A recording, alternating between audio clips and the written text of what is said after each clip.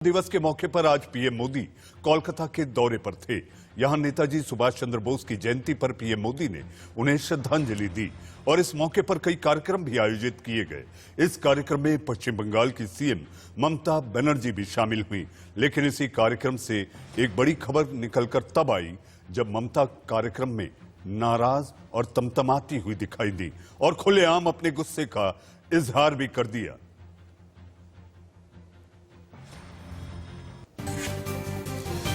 इस वक्त की बड़ी खबर पश्चिम बंगाल से, जहां पर ममता बनर्जी जिस कार्यक्रम में प्रधानमंत्री मोदी मौजूद थे, जी हां, विक्टोरिया मेमोरियल का ये कार्यक्रम, जहां पर ममता बनर्जी जैसे ही खड़ी हुई, जी हां, अपना उद्बोधन के लिए जैसे ही वो खड़ी हुई, वहां पर जय श्री राम के नारे लगे, जिससे तमतमाकर ममता बनर्जी ने कहा, ये सरकारी कार्यक्रम है। सरकारी कार्यक्रम में मेहमान को बुलाकर इस तरह से नारेबाजी के बीच उनकी बेइज्जती से कम कुछ नहीं दिखाई देता।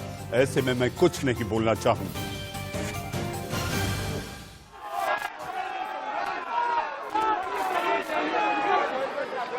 आप लोग जरा सा शांत हो जाएं। नहीं, मेरे को तो लगता है कि गवर्नमेंट का प्रोग्राम का कोई डिग्निटी होना चाहिए। एक गवर्नमेंट का प्रोग्राम है, कोई पॉलिटिकल पार्टी का प्रोग्राम नहीं है। ऑल पॉलिटिकल पार्टी का और गवर्नमेंट पब्लिक का प्रोग्राम है। मैं तो आभारी हूं प्रधानमंत्री जी का, कल्चरल मिनिस्ट्री का, कि आप लोगों ने कोलकाता में प्रोग्राम बनाया, लेकिन किसी को आमंत्रण करके, निमंत्रित करके उसको बेइज्जत करना है, आपको शोभा नहीं देता। मैं फिर आप लोगों को कहेंगे, यही on protest of that I am not telling anything. जय हिंद, जय बांग्ला। जय हिंद, जय बांग्ला। विक्टोरिया मेमोरियल में चल रहे कार्यक्रम में आज ममता बनर्जी नाराज हो गई। ममता बनर्जी के मंच पर जाते ही जय श्री राम के नारे लगे, जिसके बाद मंच पर ही ममता बनर्जी भड़क गई और उन्होंने भाषण देने से मना कर दिया। ममता बनर्जी ने क्या कहा किसी से, आइए आपको सुनाते हैं।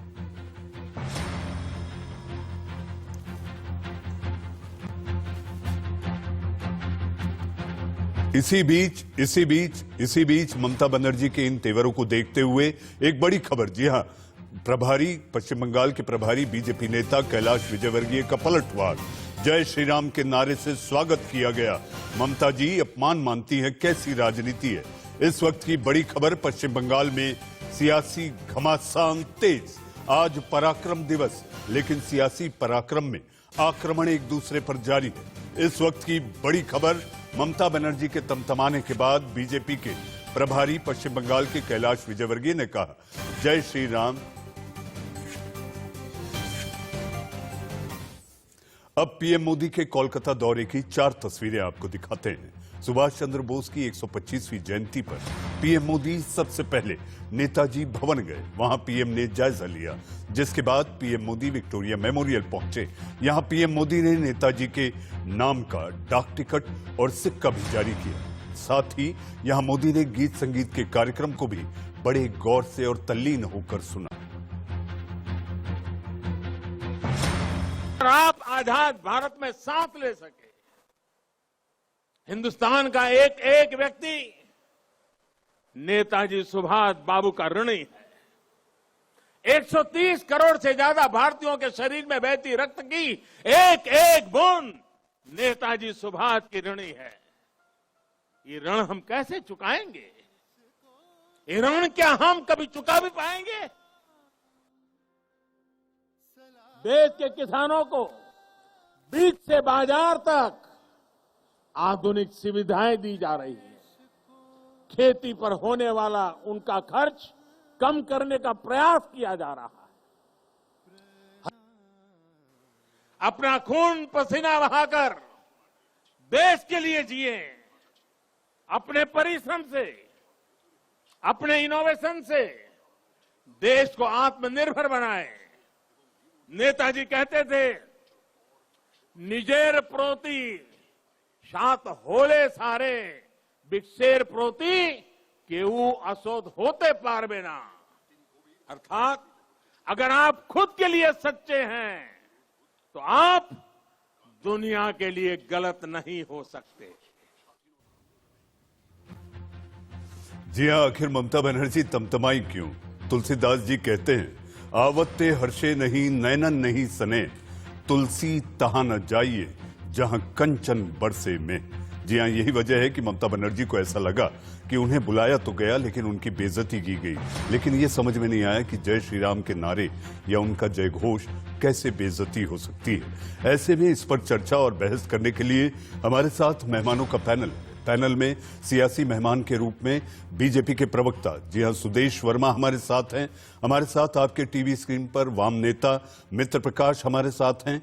बड़े दिनों बाद बादल देवनाथ जी आए हैं, टीएमसी समर्थक हैं। बादल जी, आपका स्वागत है। हमारे साथ कौस्तव बागची, प्रवक्ता कांग्रेस हमारे साथ हैं।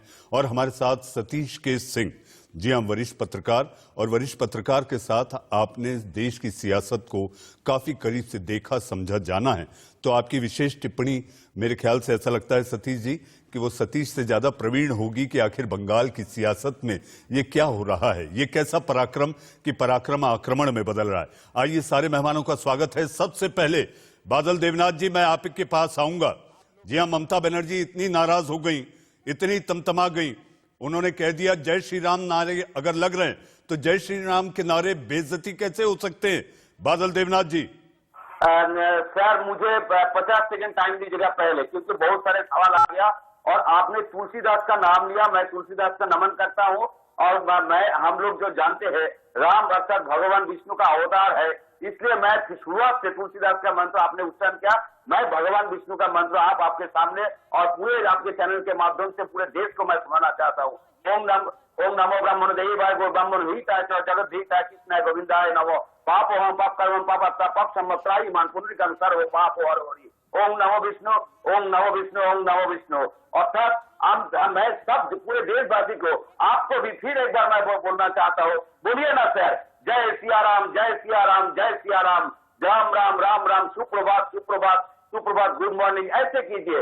लेकिन पार्टी का स्लोगन मत बनाइए सर। और मैं पूरे देशवासी को, पूरे भाजपा कार्यकर्ता को, प्रधानमंत्री को भी रिक्वेस्ट कर रहा हूँ, जय श्री राम अर्थात पार्टी का स्लोगन मत बनाइए, ये हमारा डिमांड है। सर, मैं फिर बेहतर ममता बनर्जी का सवाल लेके आपको सवाल किया आपने, मैं आपको कहना चाहता हूँ, ममता बनर्जी को एक भी इन्विटेशन कार्ड नहीं दिया गया। ये गवर्नमेंट का प्रोग्राम है, एक भी टेलीफोन नहीं किया गया।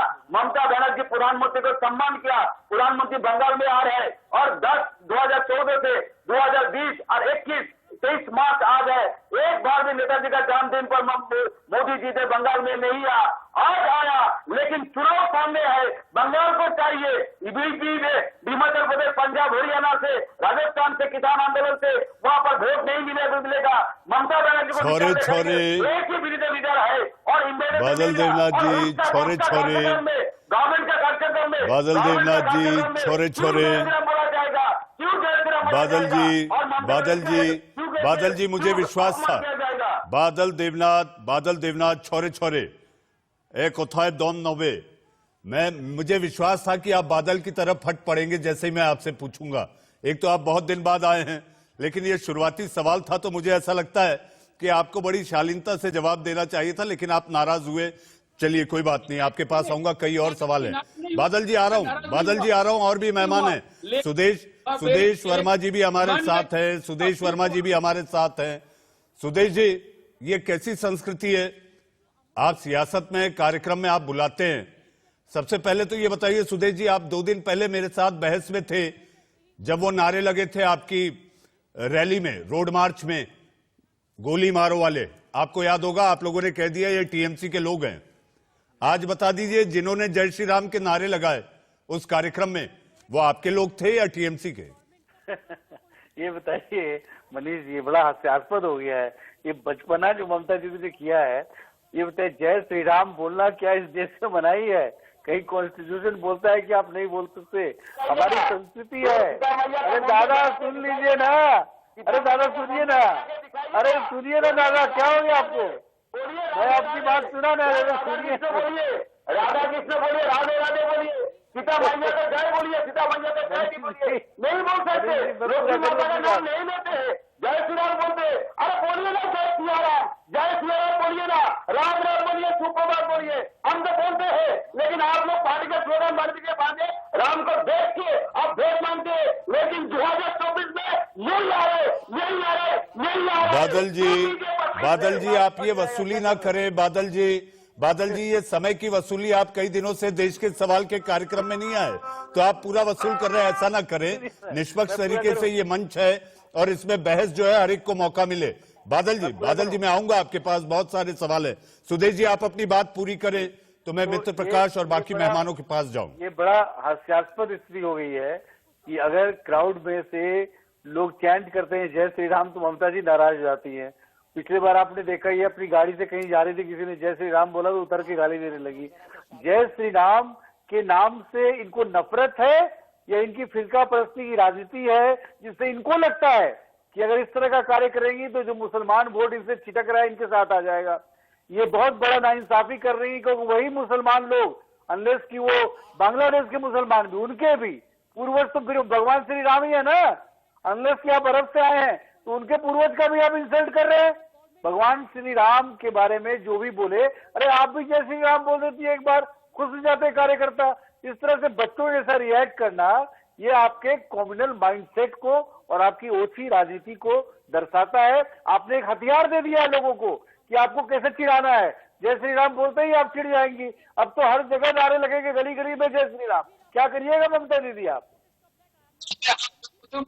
ढूंढना पड़ेगा किस चुनाव के बाद, 6 महीने बाद आपको ढूंढना, गली गली में ढूंढना पड़ेगा। और धुलाई में धुलाई होगा, धुलाई होगा। जहाँ में नाथा कांड साधा कांड में जिन लोगों को लेके आप लोग पार्टी के प्रदेश को लेके लोगों को लेके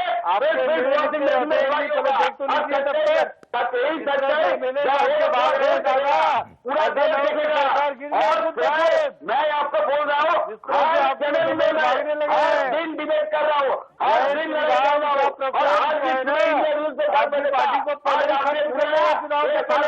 आपके पास पहुंच गया, क्योंकि नाम लीजिए और मैं सम्मान करता हूँ। मैं आपने बुलाया नहीं बुलाया तो नहीं है, लेकिन हर दिन हर कदम में मैं बोलता हूँ। इनको बताओ, ममता बनर्जी में जितना किलोमीटर बढ़ेगा, ममता बनर्जी बढ़ जाएगा।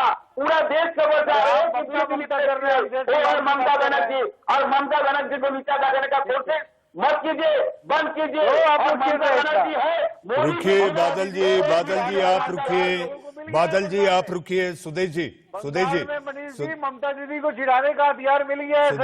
सुदेश जी ये नारे वो भी प्रधानमंत्री के कार्यक्रम में ममता बनर्जी और उनकी पार्टी के लोग ये समझ रहे हैं कि उन्हें चिढ़ाने के लिए किए गए।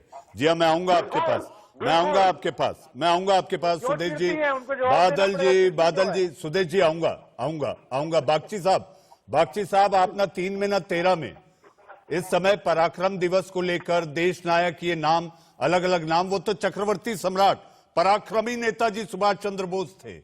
जी हाँ, उनको लेकर जो सियासत हो रही है नामकरण की, फिर कोई पैदल चल रहा है, कोई भवन जाकर देख रहा है, तो ये सब कुछ भावनात्मक है, अंदर से है, क्योंकि नेताजी सुभाष चंद्र बोस ने भारत को जोड़ने का काम किया था। लेकिन ममता बनर्जी ने ऐसे मंच पर, जबकि देश के प्रधानमंत्री मौजूद हैं, वहां से वो मंच पर अपनी बात रखने का, कहने का मौका खो दिया।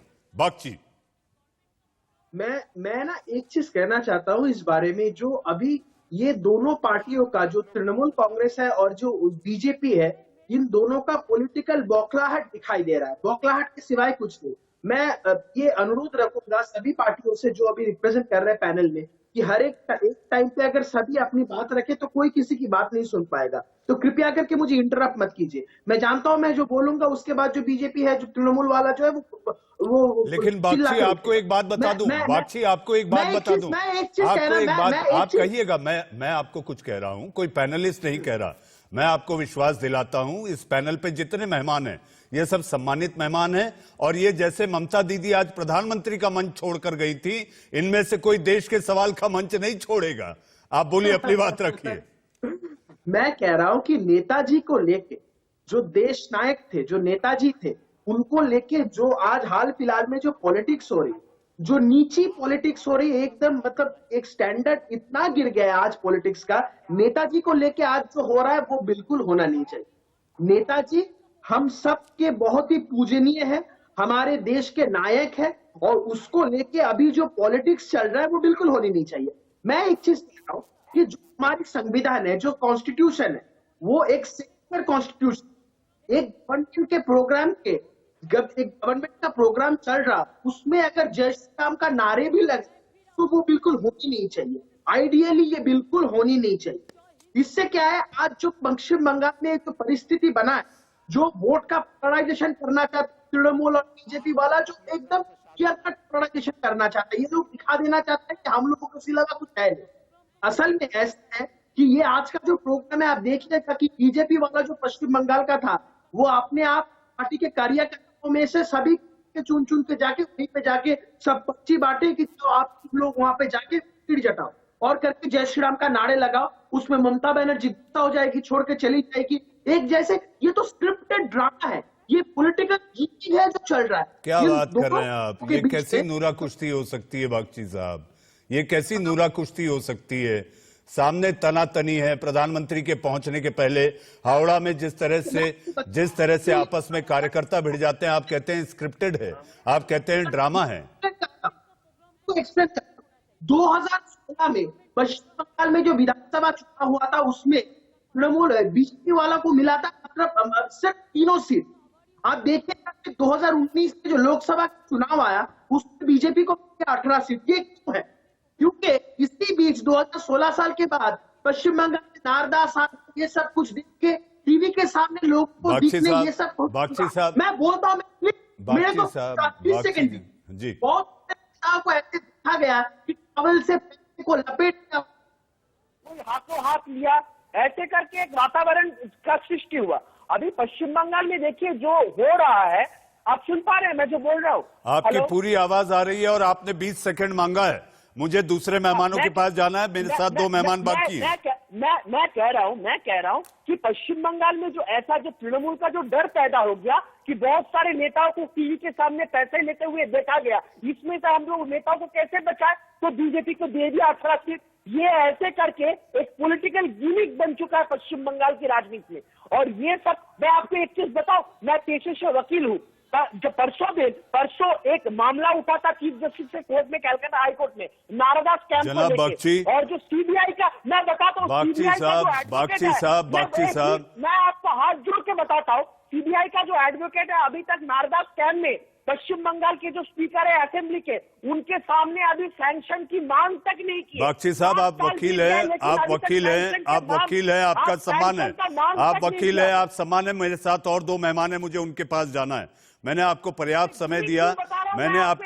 समय दिया और सबने सुना। तारीफ इस पूरे पैनल की होनी चाहिए कि आपकी किसी बात को, जबकि बादल देवनाथ आपके लिए बहुत कुछ कहना चाहते हैं, सुदेश वर्मा कहना चाहते हैं, लेकिन मित्र प्रकाश चूंकि आपके मित्र हैं, वो केवल मुस्कुरा रहे थे। चुनाव हम साथ हैं, पश्चिम बंगाल का चुनाव है। मित्र प्रकाश, बागची साहब क्या कह रहे थे, आप सुन रहे थे? यहां पर जो राजनीति और सियासत हो रही है, आप अपनी मित्र की बात से सहमत है जो वो कह रहे थे? देखिए, वो क्या कह रहे थे ये उनका व्यक्तिगत मत हो सकता है, लेकिन जो आज पश्चिम बंगाल में हुआ कि ममता दीदी मंच से जय श्री राम के नारे लगे और ममता दीदी हट गई, तो ये कहीं ना कहीं दिखा रहा है कि ये स्क्रिप्टेड था। और ये नारे लगाना, अभी सुदेश जी भी यही कह रहे थे कि ममता दीदी को चिढ़ाने का मौका मिल गया है। तो ममता दीदी अगर जय श्री राम नारे से चढ़ रही है, तो सरकारी कार्यक्रम में जय श्री राम नारे लगाने से उनसे परहेज करना चाहिए। ममता दीदी को जय श्री राम के नारों से पहले भी एलर्जी रही है। उनका काफिला जब जा रहा था और नारे लगे, तो वो गाड़ी से उतरकर उन्होंने तमतमा कर वहां पर जो लोग नारे लगा रहे थे उनको कहा कि इनको पकड़ लो। भारतीय जनता पार्टी के कार्यकर्ताओं और नेताओं के पास बहुत सारे मौके हैं। ममता दीदी के मंचों पे एक सरकारी कार्यक्रम में कम से कम उन्हें बोलने का मौका देना चाहिए। आइए सतीश जी से पूछ लेते हैं। मित्र भाई सतीश के सिंह हमारे साथ हैं।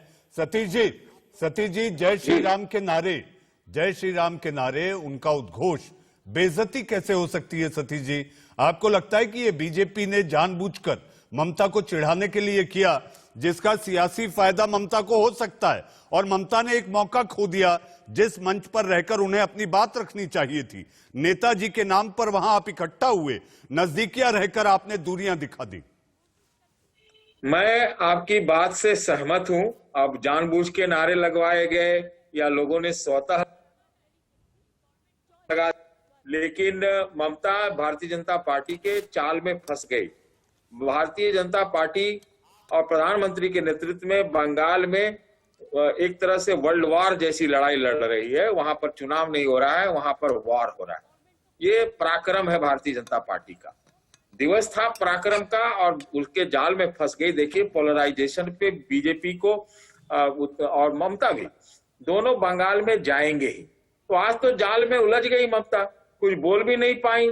और अब तो जहां वो जाएंगी, कोई सही कह रहा था कि जय श्री राम के नारे लगेंगे और भारतीय जनता पार्टी यही चाहेगी, तो उनको बोलना चाहिए था। मुझे लगता है कि उन्होंने आज गलती कर दी, वहां अपनी बात रखती। और भाई जय श्री राम के नारे लगाने से आप किसको रोक सकते हैं? मैं कोई भारतीय जनता पार्टी का सपोर्टर या टीएमसी का सपोर्टर नहीं हूं, लेकिन अब ये चाल चली जाती है और उसकी में जो अच्छा कदम लेता है, अच्छा चाल को पकड़ लेता है, वो फिर उसका डंका बजता है। तो मुझे लगता है कि आज ममता ने एक मौका खो दिया। ये बात भी सही है कि भाई इतने दिन तो हो गए, लेकिन नेताजी सुभाष चंद्र का जो बर्थ एनिवर्सरी है वो पराक्रम दिवस के रूप में, या उनको जो अलंकरण दिया गया वो पहले के अलंकरण चले आ रहे थे, नए नए अलंकरण, ये सब कुछ चुनाव से संबंधित है। और ये मैं मानता हूं कि बंगाल में अगर बीजेपी हार गई तब न्यूज बनेगा। अब तो ऐसा लगता है कि अगर जीत जाएगी तो कोई न्यूज नहीं बनेगा। सतीश जी, आप जो कह रहे हैं, मेरे साथ जो बीजेपी के प्रवक्ता हैं वो भी वरिष्ठ पत्रकार रहे हैं, सुदेश वर्मा जी। सुदेश जी, आऊंगा मैं आपके पास। सतीश जी की टिप्पणी, जो कि टीएमसी के समर्थक, और कौस्तुभ बागची, कांग्रेस के प्रवक्ता। जी हां, आप सभी का फिर एक बार स्वागत है। सुदेश जी, सतीश जी भी ये मानते हैं कि जो आप लोगों ने किया वो ममता दीदी को चिढ़ाने के लिए किया है, ये जानबूझकर सोच समझकर किया गया है ताकि ममता दीदी आपा खो दें और आप लोग सब कुछ पालें। देखिए मनीष जी, मैं आपको एक बात बता रहा हूँ, जय श्री राम के नारे को लगाने पर इस देश में तो कम से कम किसी को आपत्ति नहीं होगी। भारत नाम ही जय श्री राम से लिंक्ड है।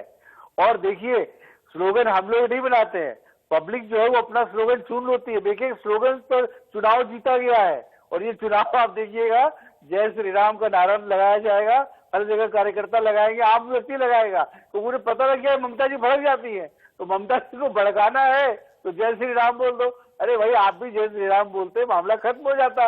अगर आपको चिढ़ है तो लोग प्रश्न पूछेंगे आपसे कि आप क्यों चिढ़ रहे हैं भगवान श्री राम, क्योंकि आपके यहाँ तो हरी कीर्तनिया भी है जो राधा कृष्ण की बात करते हैं, राम की बात करते हैं। था जय श्री राम का, तब अगर ममता जी को क्या दिक्कत है? किसी कार्यकर्ता ने लगा दिया तो उसमें क्या दिक्कत है? कोई एक डिक्टेटरशिप है क्या? आप ही लोग तो बोलते हैं लिबरल डेमोक्रेसी, और जब लिबरल डेमोक्रेसी होता है तो आप लोग डिक्टेटर हो जाओ, क्या गोली मार दीजिएगा उसको जो लगा दिया है? अरे आप भी बोल दीजिए जय श्री राम। भाषण के शुरुआत में भी अगर मैं भाषण दे रहा हूँ, मैं जय श्री राम से शुरू करूंगा तो कॉन्स्टिट्यूशन बोलेगा कि नहीं अब मत करिए। ऐसा होता है? किस तरह की बात कर रहे हैं? बस आपसे इतना कह रहा हूँ कि प्रधानमंत्री जी को भी लगाना चाहिए था नारा जय श्री राम का। नहीं है, प्रधानमंत्री भी लगा देते तो कोई दिक्कत नहीं था। ये कहीं कॉन्स्टिट्यूशन में नहीं है।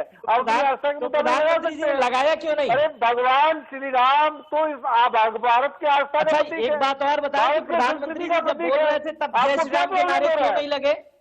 मैं पूरा कार्यक्रम देख रहा था, प्रधानमंत्री जी बोल रहे थे तब जय श्री राम के नारे नहीं लगे जनता के बीच से। ममता दीदी खुद चिढ़ रही हैं तो लोग चिढ़ाएंगे। ममता दीदी को आप चिढ़ाइए, ये आपका पर्सनल मैटर हो सकता है, आप कहीं भी जाकर चिढ़ा सकते हैं, आप कहीं भी चिढ़ाएं।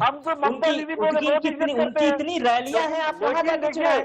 लेकिन एक सरकारी कार्यक्रम में प्रधानमंत्री जी की मैं तारीफ आज करूंगा कि मैं बता रहा हूँ, बहुत बड़ी बात यह है कि जय श्री राम के नारे नहीं लगाए। अपने मुसलमान ही वोटों को आकर्षित करने का प्रयास किया, ये भूल के कि उन मुसलमान के भी प्रतीक भगवान श्री राम है, उनके भी जो कल्चरल फिगर है भगवान श्री राम है, उस प्रतीक को इंसल्ट किया है।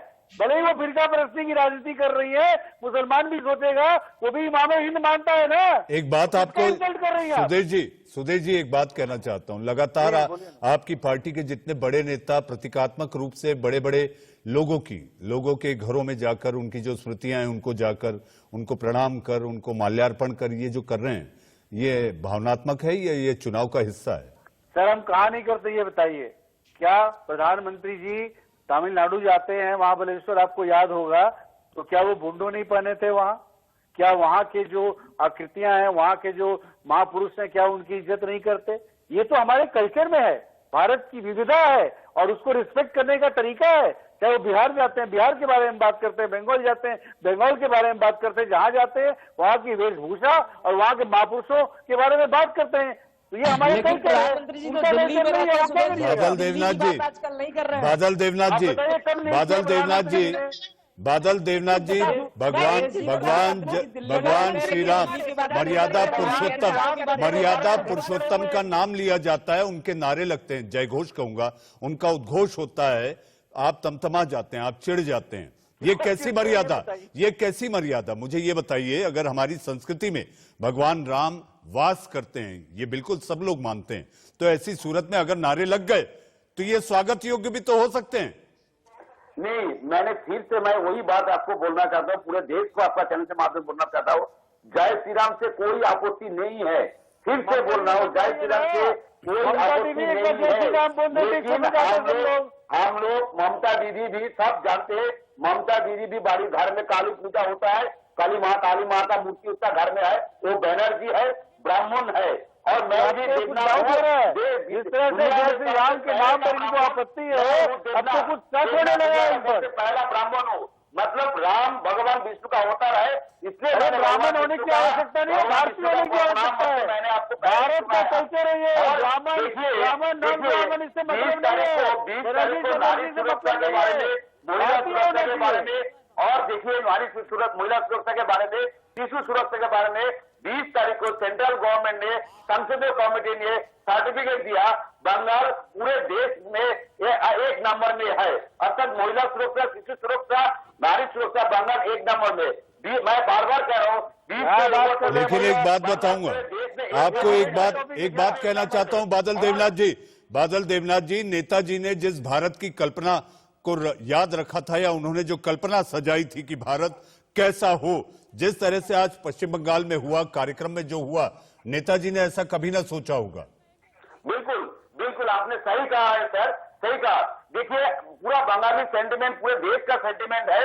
नेताजी का जो फाइल है वो बाहर निकालिए, सेंट्रल गवर्नमेंट को बार बार रिक्वेस्ट किया गया, मुखर्जी गवर्नमेंट से रिक्वेस्ट किया गया, हर बार किया, लेकिन कांग्रेस गवर्नमेंट ने नहीं किया। और आपको एक बात बताता हूं बादल जी, ये मेरी बहस का आखिरी पड़ाव है, मेरी बहस का आप जवाब दीजिएगा, मैं आप ही से कह रहा हूं, आप जवाब दीजिएगा, बहस का आखिरी पड़ाव है। ममता दीदी आखिर क्यों तमतमाई, मैं आपको बताता हूं। ममता दीदी कहती हैं वो हमारे प्रधानमंत्री नहीं, वो हमारे प्रधानमंत्री नहीं, मैं प्रधानमंत्री का फोन नहीं उठाऊंगी, मैं अगर अफसरों को दिल्ली बुलाया जाएगा मैं नहीं भेजूंगी। प्रदेश की मुख्यमंत्री हैं आप, वो देश के प्रधानमंत्री हैं। 2-3 सवाल आ गया, 10 सेकंड में आंसर दे दूंगा जी। 10 सेकंड में।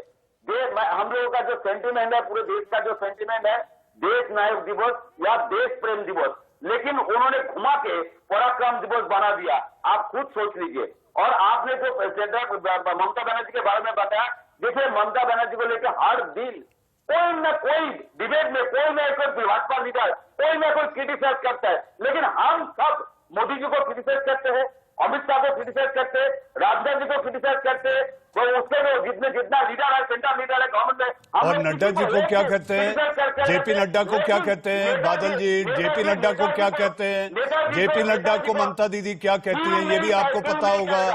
क्यों नहीं कहेगा? मैं सर एक आंसर दे दीजिए, जहां पर जेपी नड्डा को काफिले के ऊपर हमला हुआ, पत्थर भेजा गया, पहले से मीडिया कैसे पहुंच गया, ये पहले मेरा आंसर दे दिए थे। हमले, उनके काफिले पर हमला होता है। मेरे साथ कौस्तुभ बागची, कौस्तुभ,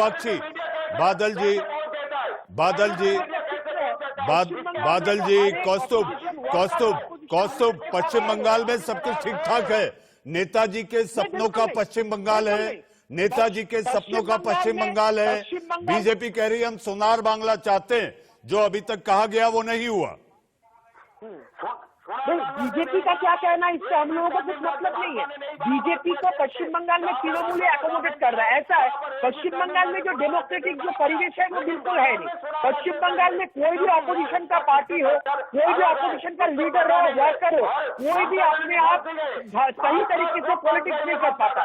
तृणमूल का यही मानना है, अगर करना है पॉलिटिक्स तो हमारे साथ ही करना है, अगर जुड़ना है तो हमारे साथ ही जुड़ना है, अगर हमारे साथ नहीं जुड़ोगे तो अपनी राजनीति आप नहीं कर पाओगे। ये तृणमूल कांग्रेस का मानना है। वैसे आप बीजेपी को भी देखिए, बीजेपी का क्या हो रहा है। जो तृणमूल का जो सब गुंडा लोग थे, जो तृणमूल का जो सब गुंडा लोग थे, अभी जाके बीजेपी में शामिल हो रहा है। अभी आप अर्जुन सिंह जी को देख लीजिए, माननीय सांसद है, अर्जुन सिंह जी को देख लीजिए, माननीय सांसद है तृणमूल के, वो अभी जाके बीजेपी में शामिल हो गए। आप देख लीजिए शुभेंदु अधिकारी, जिसको टीवी के सामने पैसे लेते हुए देखा गया, वो शुभेंदु अधिकारी अभी जाके बीजेपी में शामिल हो गए। आप देखिए मुकुल राय को, कौस्तुभ बागची, 3 दशक तक आपने भी वहां पर राज किया है, 3 दशक तक आपने भी राज किया है, आपको ये नहीं भूलना चाहिए। सोनार बांग्ला की संकल्पना जो थी, 3 दशक तक आपने भी राज किया है, इसको मत भूलिए। मित्र प्रकाश, 3 दशक तक आपका भी राज रहा है। आज जहां तक अपेक्षा कर रहे हैं आप लोग, चुनाव में आप लोग दोनों हाथ में हाथ लेकर चुनाव मैदान में उतरेंगे, ताल ठोकेंगे। इस समय क्या नेताजी का जो सपना था पश्चिम बंगाल को लेकर, वो साकार हो गया? नेताजी के नाम पर, उनके नाम पर देश नायक, देश प्रेमी, पराक्रम, ये सारी बातें ठीक हैं, लेकिन आप अगर खुद को देखें तो आपको लगता है नेताजी ने जो सपना रखा था कि पश्चिम बंगाल और भारत ऐसा हो, मैं खासकर पश्चिम बंगाल की बात करूंगा, आपको लगता है वो हो रहा है? बिल्कुल नहीं हो रहा है। वर्तमान सत्ता इसको करने में आप भी रहे 3 दशक आज तक। पराक्रम दिवस आज मनाया जा रहा था, मैं देख रहा था, लेकिन दिल्ली में किसान परेशान थे।